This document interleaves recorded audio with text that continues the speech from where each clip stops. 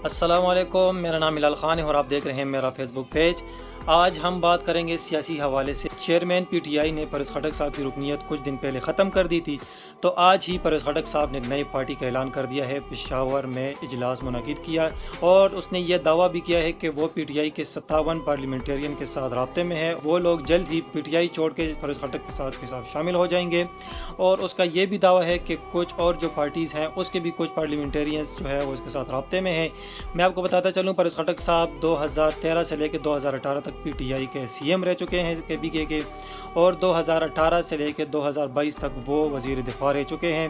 یہ P T I کے بہت اہم امیدوار تھے اور انہوں نے آج ہی پی ٹی آئی سے علیحدگی کا اعلان اپنے تھرو اعلان کر دیا ہے کہ ایک نئی پارٹی لے کے آ رہے ہیں۔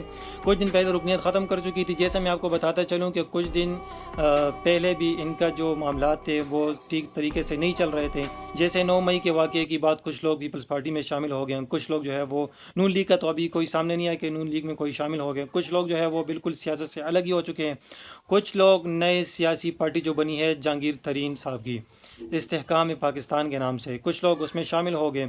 یہ اب آگے اگر بات کریں کہ کے پی کے میں ووٹ بینک کس کا ہوگا، اکثریت جو ہے اگر اب دیکھی جائے تو وہ پی ٹی آئی کی ہی رہتی ہے، کیونکہ 2013 سے لے کے 2022 تک جو ہے پی ٹی آئی کا راج چل رہا ہے کے پی کے پہ۔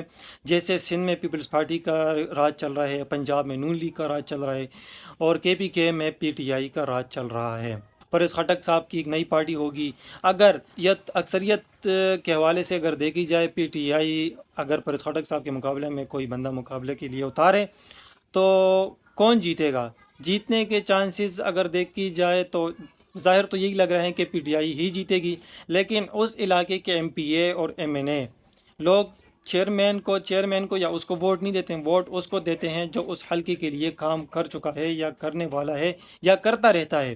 اگر اس حلقے میں اس نے کام کی ہے اور حلقے میں اس کی ووٹنگ ہے، ووٹ بینک اس کی زیادہ ہے، کو بے شک آپ اس کو پی ٹی آئی سے کوئی بندہ کھڑا کر دیں یا کوئی اور پارٹی سے بندہ کھڑا کر دیں، لیکن وہی اس پارٹی کا راج ہوگا، اسی بندے کا راج ہوگا جو وہاں پہ کام کر چکا ہے، جو عوام کی سنتا ہے، عوام میں گل مل کے عوام کی مشکلات جو ہے وہ حل کرتا ہے۔ 14 اگست کو ان کا آخری دن، نگران حکومت آ جائے گی۔ نگران حکومت کا کام ہے الیکشن کروانا۔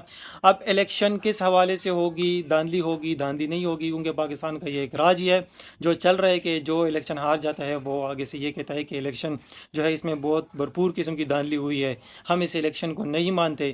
جس طرح 2018 میں پی ٹی آئی آئی ہے اور 2022 تک پی ڈی ایم کی ساری جماعتوں نے مل کے یہی ایک رولا مچایا ہوا تھا کہ یہ دھاندلی ہوئی ہے، دوبارہ الیکشن کرائے۔ تو الیکشن اب ہوگی 14 مئی نے، یہ وزیر اعظم شہباز شریف صاحب نے بھی کہہ دیا کہ ہم 14 اگست سے پہلے حکومت چھوڑ دیں گے، ایک نئی حکومت کو، یہ نئی نگران حکومت کو جو ہے ہم یہ سیٹ اپ جو ہے سونپ دیں گے۔ تو انشاءاللہ دیکھتے ہیں کہ ووٹ بینک جو ہے وہ کس کی زیادہ ہے، اکثریت کس کی آتی ہے، حکومت کس کی آتی ہے۔